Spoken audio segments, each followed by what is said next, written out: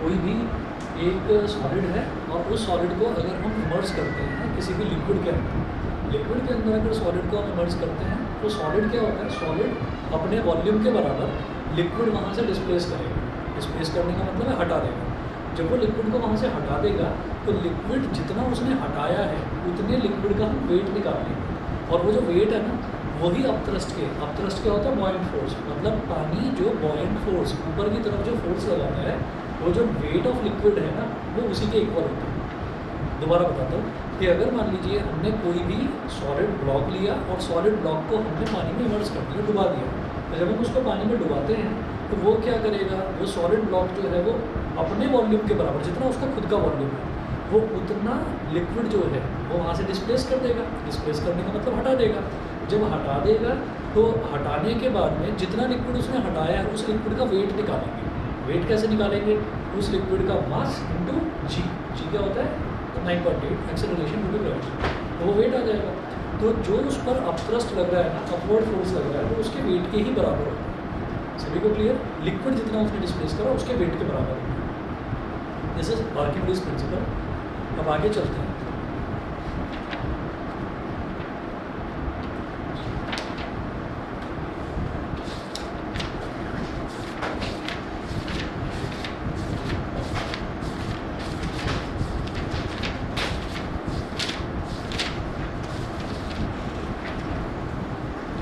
Question लिखिएगा, when an aluminium object is immersed in water,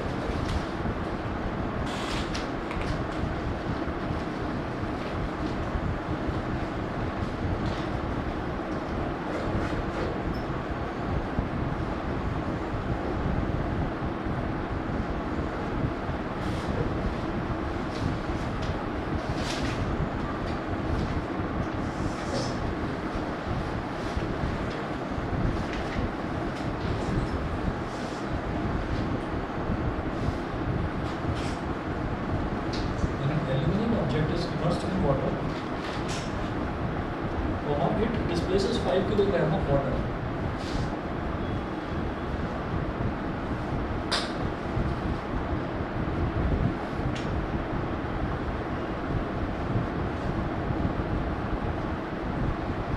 It displaces 5 kilogram of water. Full stop. How much is the buoyant force?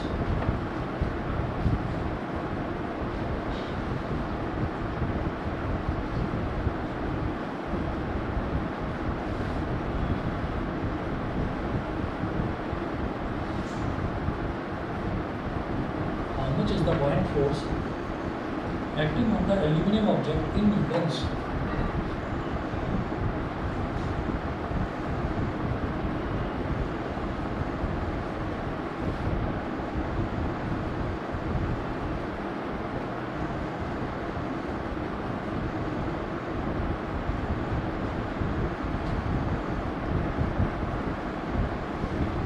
In newtons.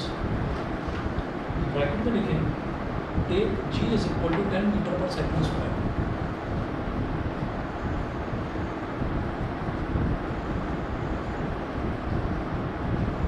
Take G is equal to 10 meter per second square.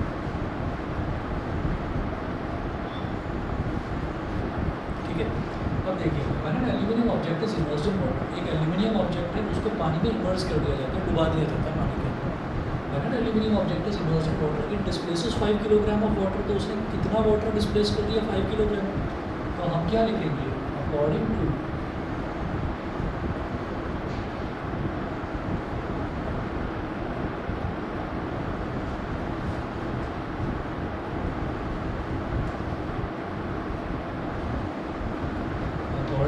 Archimedes principal,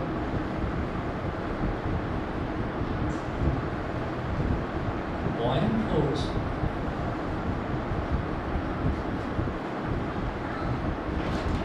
acting on the aluminium object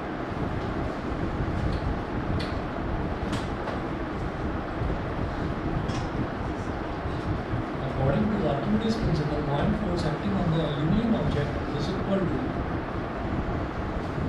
weight of liquid या weight of water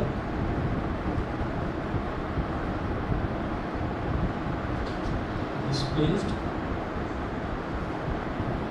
by the object. Weight of water displaced by the object.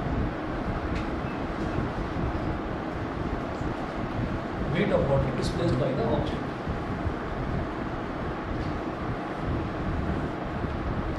ठीक है, तो क्या करेंगे, buoyant force acting on the aluminium object.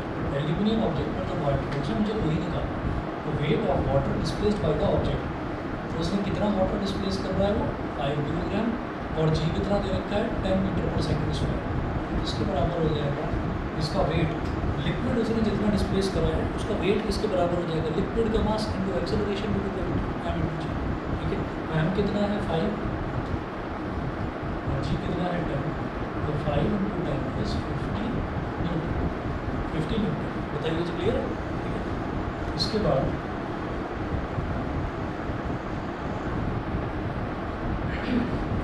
applications of Archimedes principle.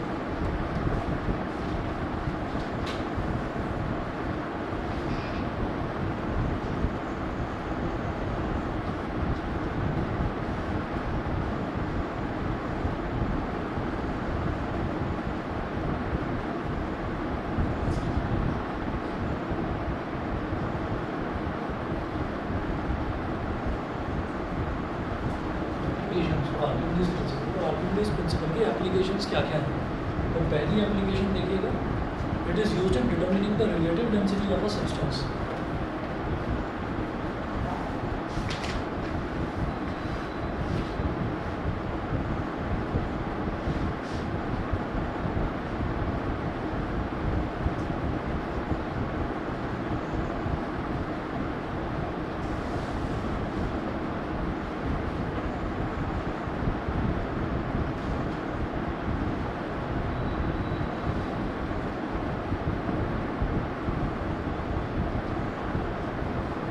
Relative density क्या होता है, मैं इसी चैप्टर में आपको बताऊंगा रिलेटिव डेंसिटी क्या होता है। देखिए, कभी भी किसी भी सब्सटेंस की अगर रिलेटिव डेंसिटी निकाली जाती है तो रिलेटिव डेंसिटी कैसे निकालते हैं, density of that object divided by density of water, उसको वाटर की डेंसिटी से डिवाइड करा जाता है तो रिलेटिव डेंसिटी निकलती है। डेंसिटी होता है मास अपॉन वॉल्यूम, उस पर भी आएगा। तो एक तो ये है एप्लीकेशन इसका आर्किमिडीज प्रिंसिपल का। दूसरा है it is used in determining the purity of milk. is used in determining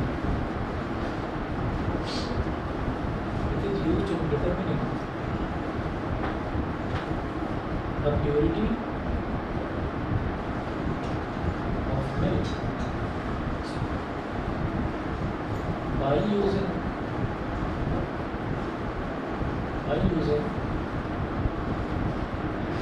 milk by using lactometers।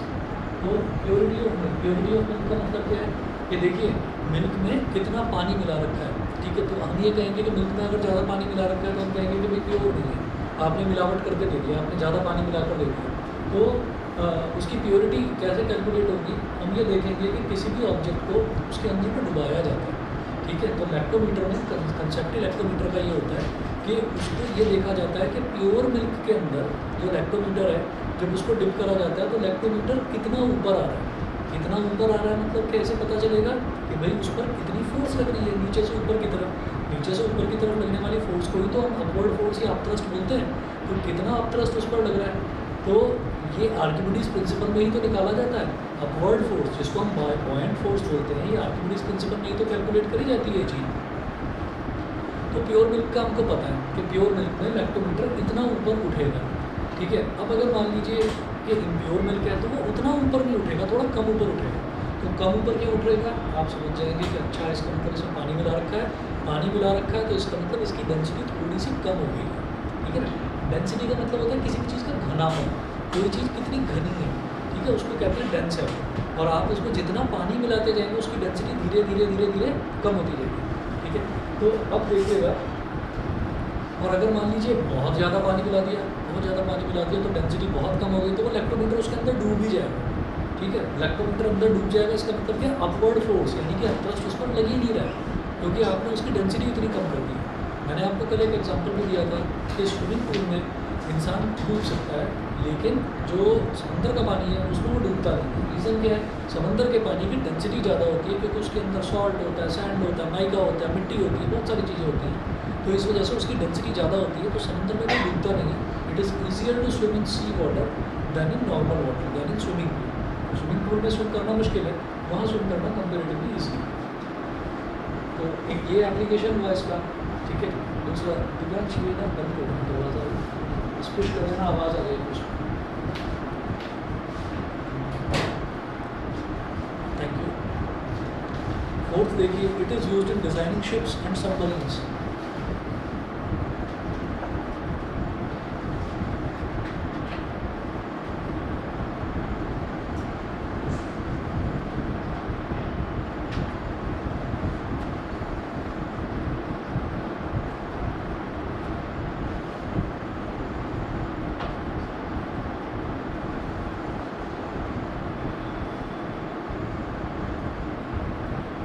Designing ships and submarines.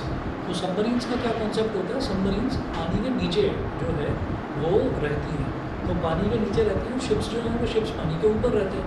तो शिप पर भी तो नीचे से अपथ्रस्ट लगता होगा ना, अपवर्ड फोर्स लगता होगा।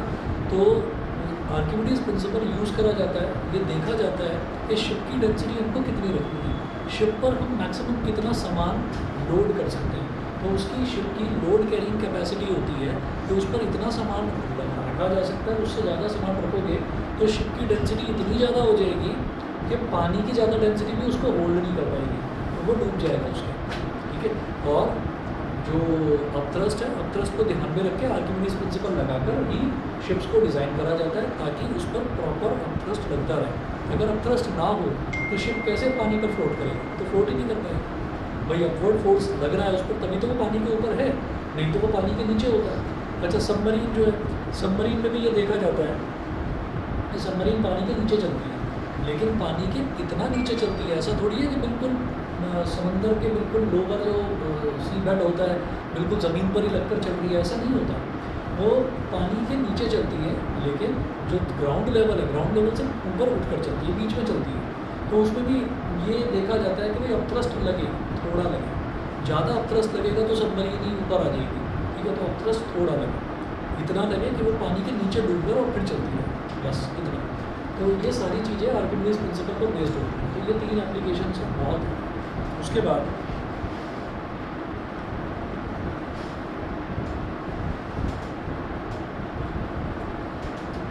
अभिराज अभी बताऊंगा तुम्हारा जो क्वेश्चन है, ये भी बताऊंगा। हेडिंग कर लीजिएगा, व्हाई ऑब्जेक्ट्स फ्लोट और सिंक इन अ लिक्विड।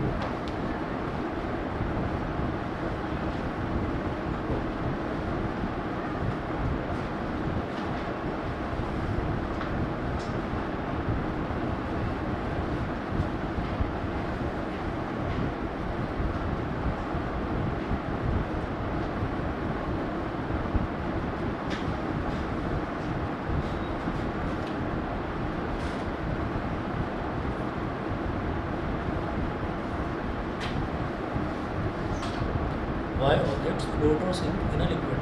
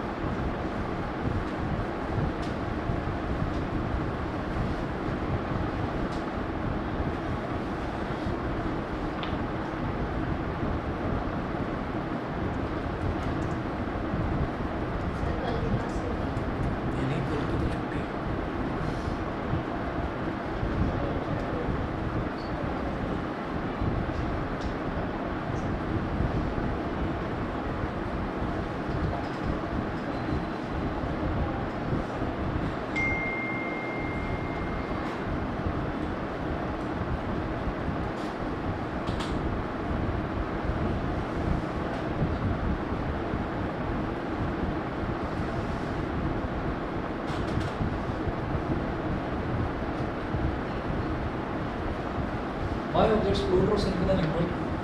इसमें लिखेंगे, when an object is put in a liquid, then two forces act on it.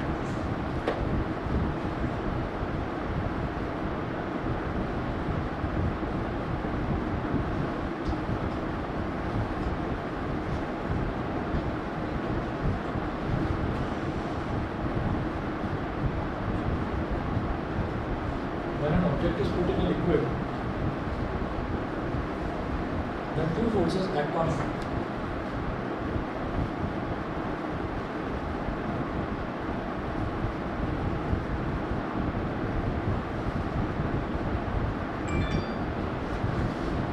Then two forces act on it. इसमें लिखेंगे weight of the object acting downwards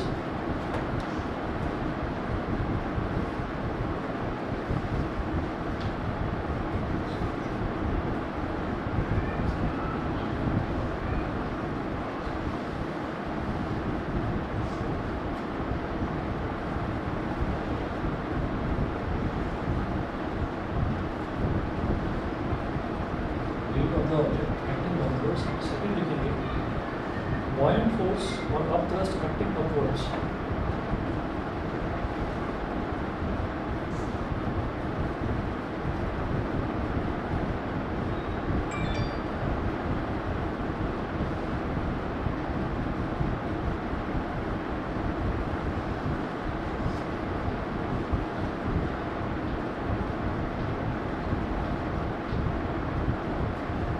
Acting upwards.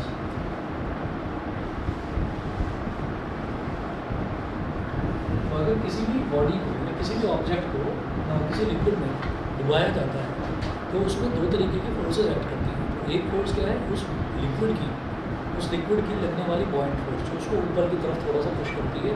और दूसरा force क्या है, उस object का, जिस ऑब्जेक्ट को हमने पानी में डुबाया है या किसी लिक्विड में डुबाया है, उस ऑब्जेक्ट का खुद का वेट नीचे की तरफ एक्ट करता है. तो इस वजह से दो तरीके के फोर्सेस एक्ट करते हैं. अब बिल्कुल सीधी सी भाषा में समझ में आ जाएगा आपको कि अगर उसका जो वेट है वो वेट भी एक फोर्स है और बॉयंट फोर्स भी एक फोर्स है. अगर ये वाला फोर्स जो है ये बॉयंट फोर्स है, यानी कि जो नीचे लगने वाला फोर्स है जो उसका खुद का वेट है, अगर वेट बॉयंट फोर्स से ज़्यादा हो जाता है तो वो डूब जाएगा.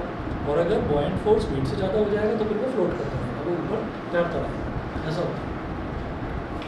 तो यहाँ पर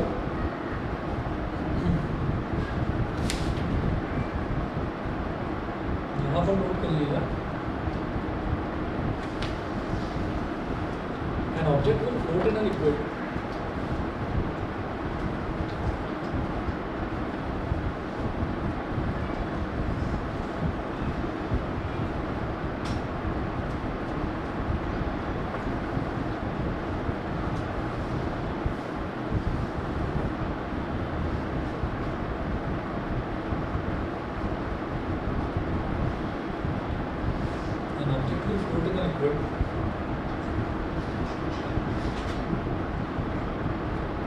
if the upward buoyant force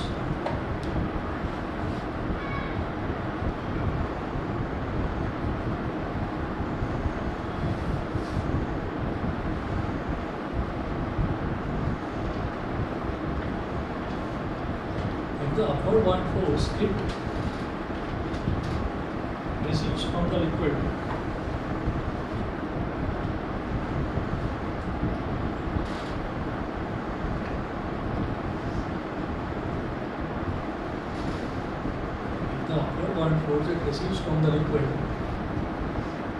is great enough to overcome the downward force.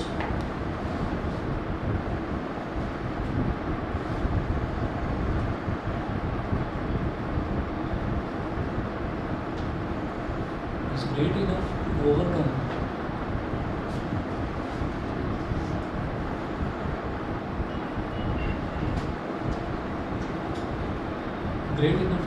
the downward force of its weight.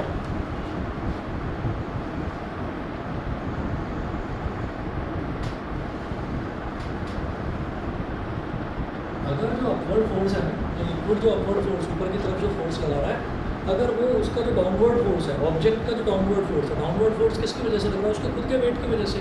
तो अगर वो अपवर्ड फोर्स उससे ज़्यादा है तो ऑब्वियस सी बात है कि अपवर्ड फोर्स ज़्यादा है तो वो ऊपर की तरफ उसको पुश करेगा, यानी कि वो जो ऑब्जेक्ट है वो लिक्विड के ऊपर फ्लोट करेगा. ये होता है, ठीक है. अच्छा, उसके बाद नेक्स्ट लिखेंगे द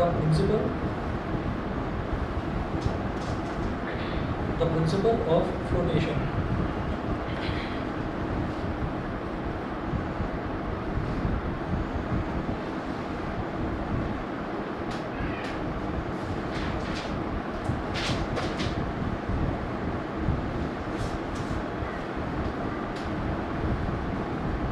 प्रिंसिपल ऑफ फ्लोटेशन, इसमें लिखेंगे an object according to this principal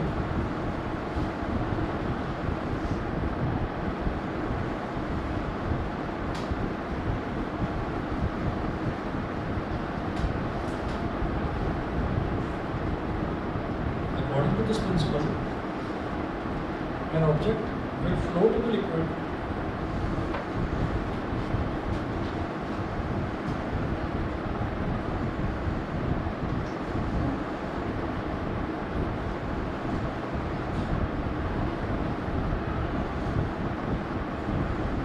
according to this principle, an object will float in the liquid if the weight of the object is equal to the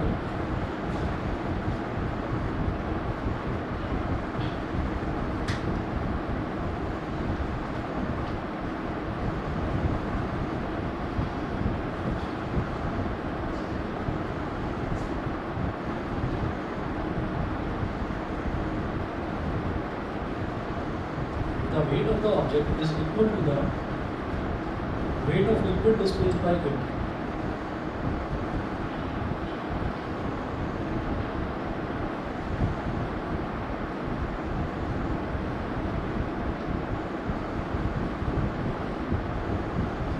Weight of liquid displaced by it.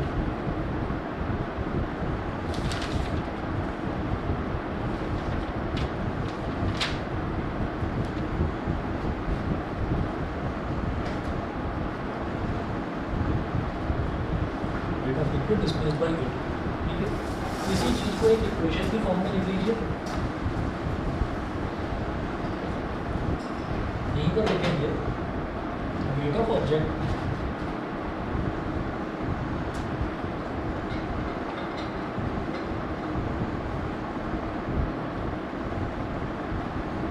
Is equal to weight of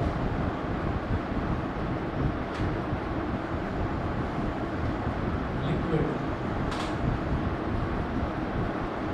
displaced by it. Weight of object is equal to weight of liquid displaced by it.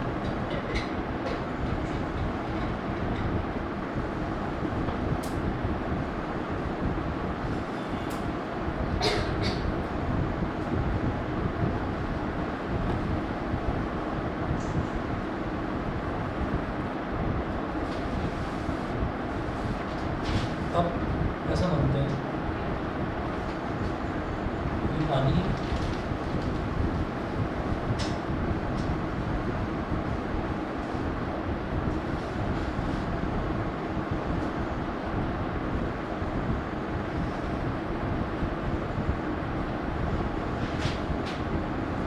अभी पानी में एक wooden block को हमने डुबा दिया, ठीक है। अब क्या है कि ये वुडन ब्लॉक जो है ये इसमें फ्लोट कर रहा है, लेकिन किस तरह से फ्लोट कर रहा है? कुछ इस तरह से फ्लोट कर रहा है कि आधा तो पानी के अंदर है, आधा पानी के ऊपर, ठीक है। तो ऐसा कैसे? तो यार थोड़ा और अंदर हो जाता है, ठीक है, थोड़ा और अंदर हो जाता है। मुझे तो बस ऊपर वाली सरफेस चाहिए, ठीक है, तो वो क्यों नहीं हो रहा है? या थोड़ा ऊपर और ऊपर आ जाता है, तो ये वाली जो नीचे वाली सरफेस है बस ये पानी के ऊपर टच करती रहे, कुछ ऐसा हो जाता है। लेकिन ऐसा नहीं हो रहा है, तो इसका रीज़न क्या है वो देखिएगा। इसका रीज़न ये है कि जब हम इसको ब्लॉक को इसके अंदर डुबा रहे हैं, तो ब्लॉक को इसके अंदर डुबा रहे हैं, तो इसने क्या करा? इसने इतना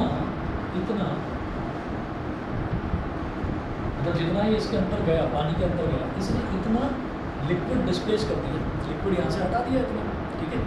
वो जो लिक्विड इसने हटाया है, उस लिक्विड का वेट कैसे निकालेंगे? भाई लिक्विड इसमें डिस्प्लेस करा है तो उसका कुछ ना कुछ मास तो होगा, ठीक है।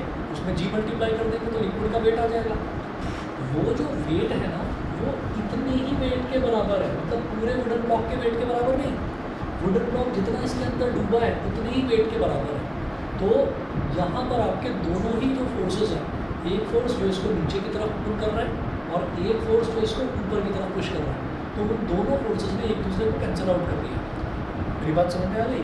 हमने ये कहा कि जैसे मान लीजिए आधा, हम मान लीजिए 10 किलो का है, ये वुडन ब्लॉक 10 किलो का है, हमने इसको डुबाया और ये आधा डूबा, तो इसका मतलब क्या है कि जब ये आधा डूबा है ना, तो ये 5 किलो ही डूबा है बस।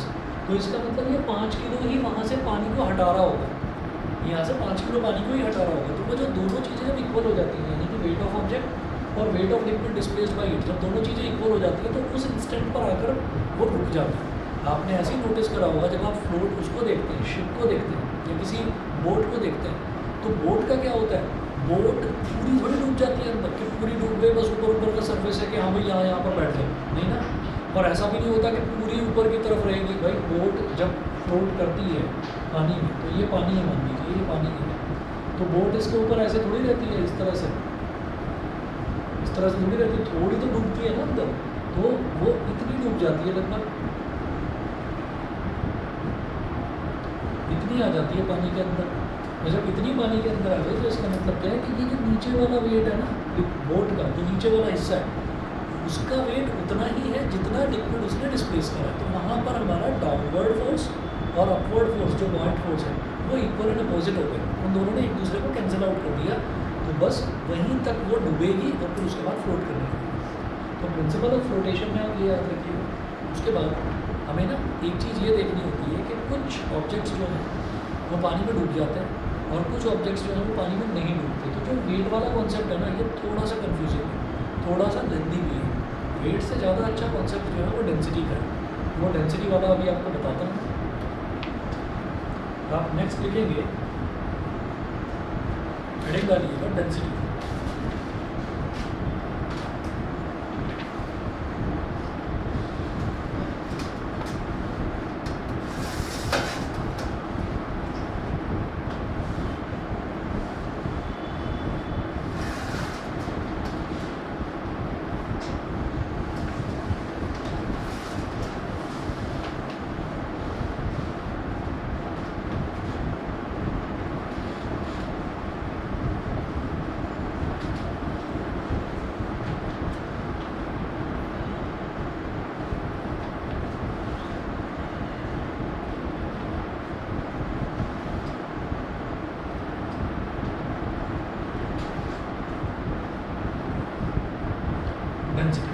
तो डेंसिटी में आप यहाँ पर लिखेंगे, the density of a substance is defined as the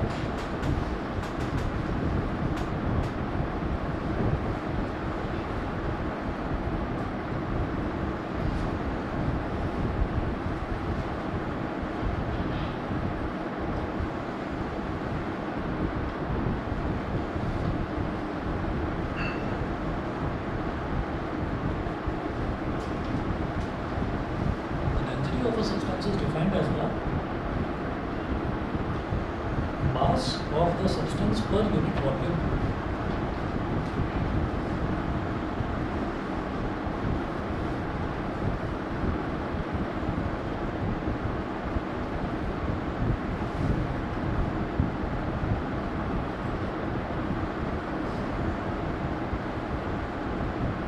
Is defined as the mass of the substance per unit volume. So density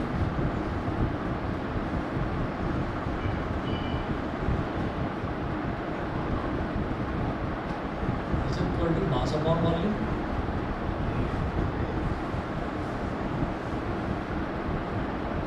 SI unit of density is kilogram पर मीटर क्यूब। मास है ऊपर ना, तो मास की SI यूनिट क्या होती है, kilogram, और नीचे वॉल्यूम है ना, वॉल्यूम की SI यूनिट क्या होती है, मीटर क्यूब। तो किलोग्राम पर मीटर क्यूब। मेरी बात क्लियर है सभी को? ठीक है, किलोग्राम पर मीटर क्यूब इसकी SI यूनिट होती है, अलग से कोई यूनिट नहीं होती इसकी। तो किलोग्राम पर मीटर क्यूब डेंसिटी की SI यूनिट है। उसके बाद एक क्वेश्चन लिखिएगा, the mass of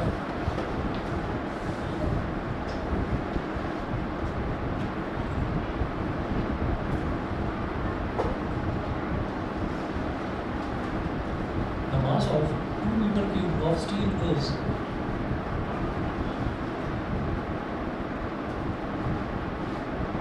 the mass of 2 meter cube of steel is 15,600 kilogram.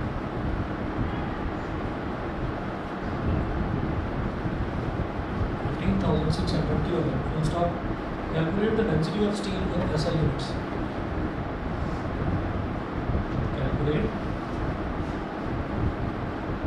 the density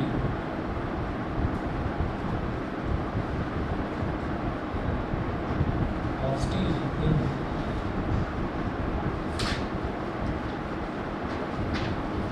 calculate the density of steel in SI units.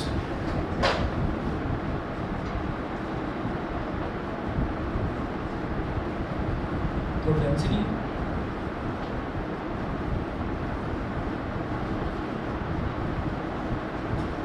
of steel is equal to mass of steel upon volume of steel. Mass of steel upon volume of steel. हाँ जी, मास कितना है steel का? 15,600 kilogram. ये तो मेरे को याद रखना है कि जो मास है ना वो उनको किलोग्राम में ही लेंगे, तो 15,600 किलोग्राम। और जो वॉल्यूम है वो मीटर क्यूब में लेना है, तो ये 2 मीटर क्यूब में ऑलरेडी दे रखा है। तो 2 7 14, 15 माइनस 14 इज 1, 1 6 16, 2 8 16 और आगे 2 0 आएगा। ये हमारे पास हो गया 7,800 किलोग्राम पर मीटर क्यूब। 7,800 किलोग्राम पर मीटर क्यूब। उसके बाद देखिएगा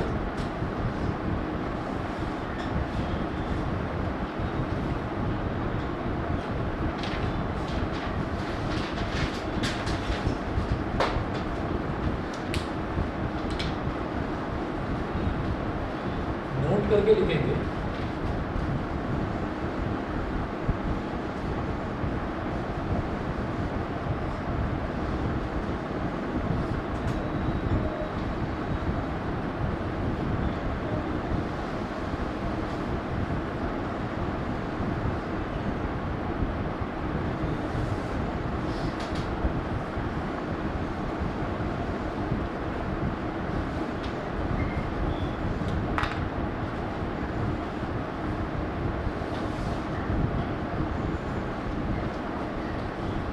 पहला पॉइंट लिखेंगे if density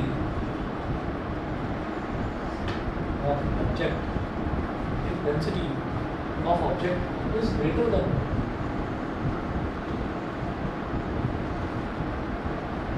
density of object is greater than density of water,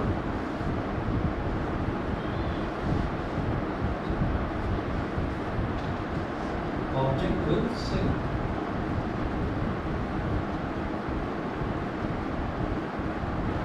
Object will sink.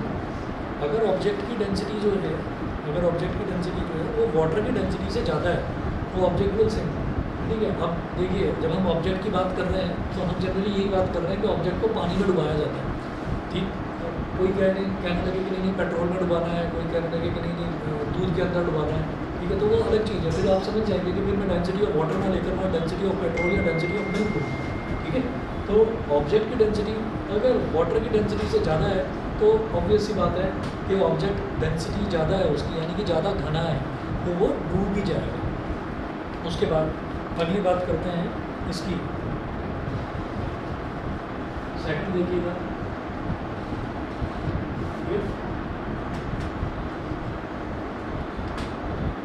Density of object is equal to density of water,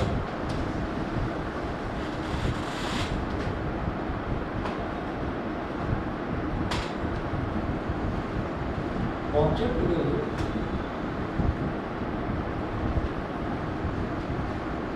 will just float on the surface। जी, तो just float on the surface, just float on the surface का मतलब क्या है कि ये ऐसा रहेगा।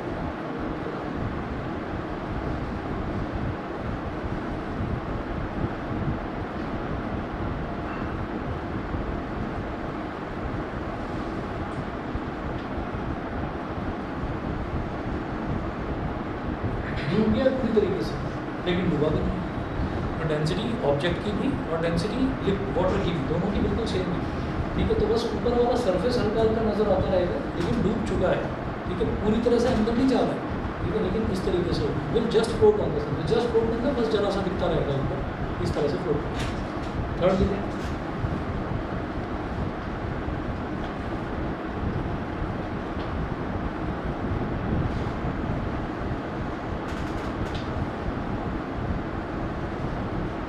the density of object is less than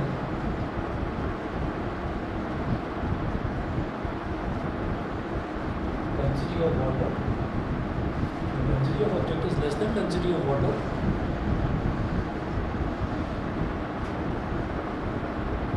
Object will rise on the surface of water. Will rise on the surface. Rise up लिखेंगे. Rise up on the surface of water and then float. आप समझिए, अब वो depend करता है कि density of object density of water से कितनी कम है। थोड़ी सी कम है तो थोड़ा सा ऊपर आ जाएगा, ज़्यादा कम है तो ज़्यादा ऊपर आ जाएगा, बहुत ज़्यादा कम है तो बिल्कुल ही ऊपर आ जाएगा, ठीक है ना, ऐसा होता है। तो density of object is less than density of water अगर है तो ऑब्जेक्ट विल फ्लोट। सीधी बात सुनिए, इस पर न्यूमेरिकल इस तरीके का भी आता है कि आपसे डेंसिटी पूछी जाती है, तो डेंसिटी आप पूछेंगे, सॉरी डेंसिटी आपसे पूछी जाएगी, आपने डेंसिटी निकाली, फिर कहेंगे कि वाटर में वो डूबेगा या फ्लोट करेगा, ये आपको बताना है। तो इसमें आप नोट करें कि डेंसिटी ऑफ वाटर, वाटर की डेंसिटी स्टैंडर्ड डेंसिटी होती है वाटर की, कितनी होती है 1000 किलोग्राम पर मीटर क्यूब, या फिर ग्राम पर सेंटीमीटर क्यूब की अगर बात करी जाए तो मतलब अगर मास ग्राम में हो और जो वॉल्यूम है वो सेंटीमीटर क्यूब में, तो क्या हो जाएगा 1 ग्राम पर सेंटीमीटर क्यूब। ये दोनों आपको याद रखना है। डेंसिटी ऑफ वाटर ये स्टैंडर्ड होती है वैल्यू वाटर की डेंसिटी की। हाँ, अगर सी वाटर है तो उसकी डेंसिटी थोड़ी सी बढ़ जाएगी, तो अगर क्वेश्चन में कुछ ऐसा आया सी वाटर दे रखा हुआ तो वो सी वाटर की डेंसिटी आपको बताएंगे कि इतनी है उसकी डेंसिटी, ठीक है जी। मैं आगे चलता हूँ, ऑनलाइन बताएं भाई, यहाँ तक क्लियर है? रुद्रांश अभिराज बताइए। Yes sir.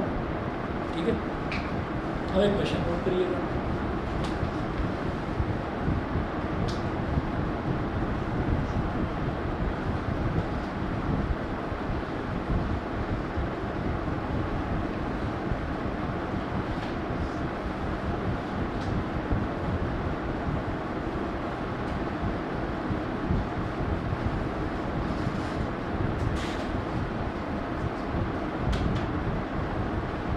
Question number 2.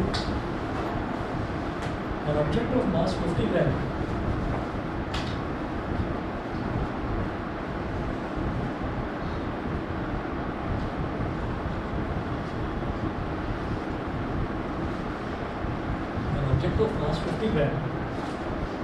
has a volume of 20 centimeter cube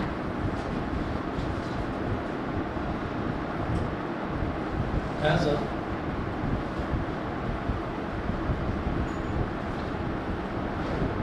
volume of 20 centimeter cube. Full stop. Calculate the density of the object.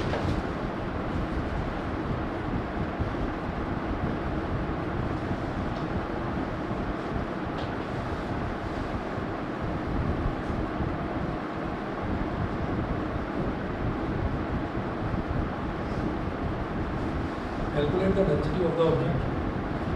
Full stop. If the density of water B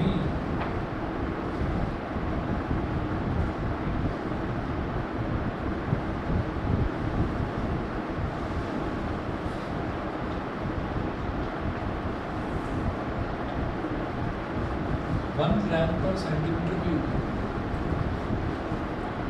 Come on, state whether the object will float or sink in water.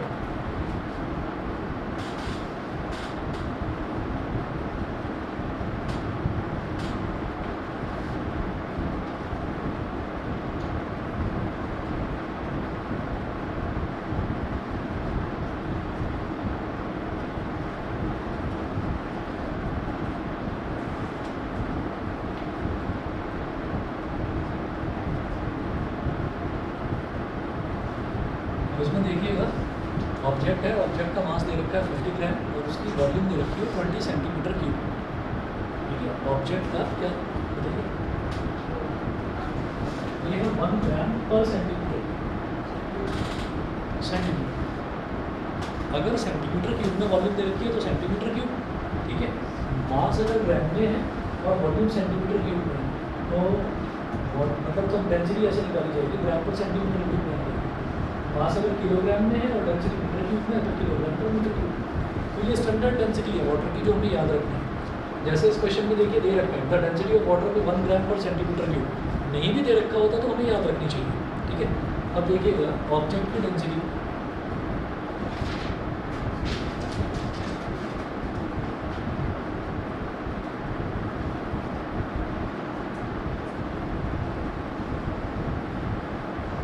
Mass upon volume.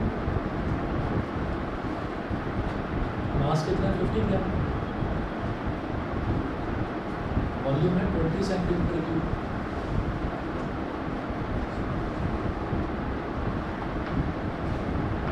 ये हो गया 2.5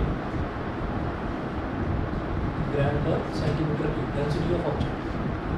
अब हम ये कहेंगे since density of object is greater than density of water, object क्या करेगा, float करेगा, सिंक करेगा, सिंक करेगा। ठीक है, object will sink.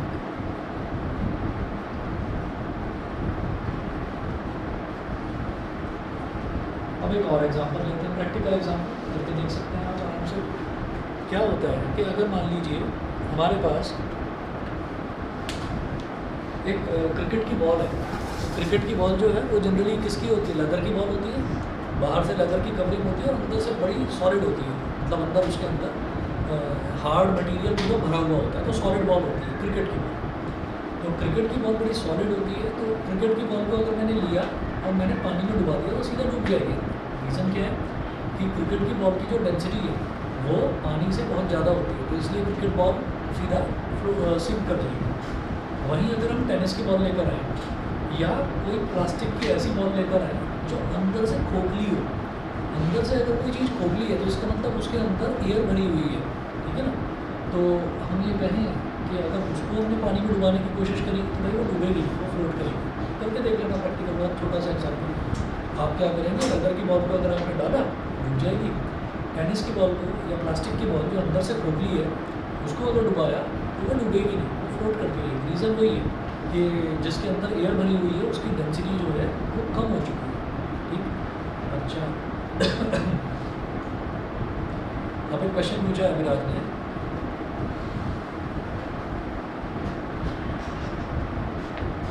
Y a living person sink in water but a dead body floats in water. ठीक है, खतरनाक क्वेश्चन है। ठीक है, कि जिंदा आदमी तो डूब जाता है लेकिन जो डेड बॉडी है, डेड बॉडी क्यों फ्लोट करती है।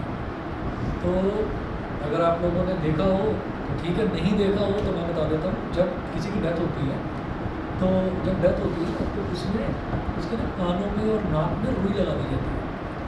कानों में और नाक में रुई लगा दी जाती है, क्यों? क्योंकि वही जो पोर्शन है उस पोर्शन के थ्रू एयर अंदर जा सकती है।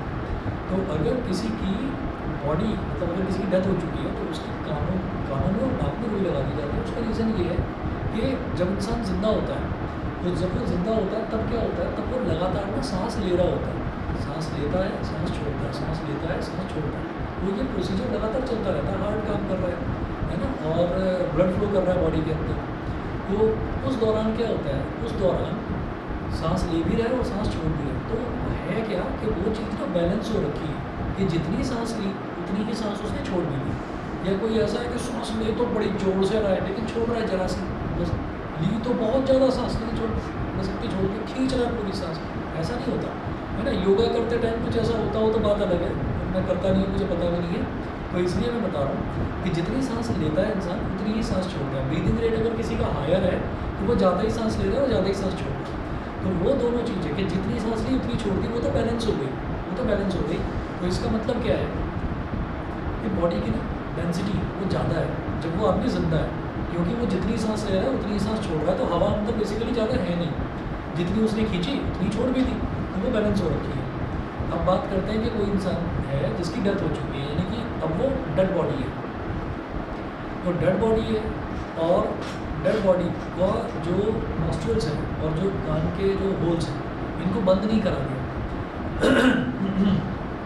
तो जब बंद नहीं करा जाता तो क्या होता है, एयर का पैसेज होता है, एटमॉस्फेरिक प्रेशर है, तो वो एयर का पैसेज है वो नाक के थ्रू और कान के थ्रू अंदर जाने लगता है और धीरे धीरे इंसान का चेहरा भी थोड़ा बड़ा होने लगता है और बॉडी भी फूलने लगती है। उसका रीज़न ये है कि एयर अंदर जा रही है, अंदर से बाहर एयर को निकालने का कोई प्रोसीजर ही नहीं है, क्योंकि अब इंसान डेड हो चुका है। तो धीरे धीरे जैसे ही अंदर हवा भरती जा रही है बॉडी के अंदर, तो उस बॉडी की डेंसिटी कम होती जा रही है। मेरी बात समझ गए? अगर कोई भी हमारे पास, मान लीजिए एक फुटबॉल है, फुटबॉल की पूरी हवा निकाल रखी है, डाल दो पानी में डूब जाएगी। और फुटबॉल के अंदर हवा भर दो, तो हवा भरने का मतलब क्या है कि आपने उसको जो है आपने उसकी डेंसिटी को कम कर दिया है, हवा भर दी है, ठीक है, सॉलिड नहीं भरा अंदर, आपने उसके अंदर हवा भर दी है, तो डेंसिटी को आपने कम कर दिया, तो फिर वो फ्लोट करेगी। फुटबॉल पानी में फ्लोट करेगी अगर उसके अंदर अगर इन्फ्लेटेड है, अगर उसके अंदर हवा भरी है, हवा नहीं है तो डूब जाएगी। देखा है ना, हवा नहीं होती तो वो तो बिल्कुल पिचक जाती है, मेम्ब्रेन टाइप होती है बस। ठीक वही चीज़ जो है लिविंग बॉडी का है, ये लिविंग पर्सन है, तो लिविंग पर्सन की डेंसिटी ज़्यादा है तो डूबेगा, और जो डेड बॉडी है, डेड बॉडी जो है उसकी जो डेंसिटी है वो क्योंकि कम हो चुकी है हवा अंदर भरने की वजह से, तो इस वजह से वो फ्लोट करेगा, ऐसे होता है। ठीक है, बताओ भाई कहाँ से लेकर आए हो ये क्वेश्चन? कोई क्रिमिनल सीरीज देख ली है क्या? No sir. अच्छा ठीक है जी, बस थोड़ा सा आपका क्वेश्चन बचा था रिलेटिव डेंसिटी वाला, नेक्स्ट क्लास में चैप्टर खत्म हो जाएगा। नेक्स्ट क्लास आपकी परसों है, ट्यूसडे को साइंस की क्लास रखेंगे, कल रक्षाबंधन की छुट्टी रहेगी।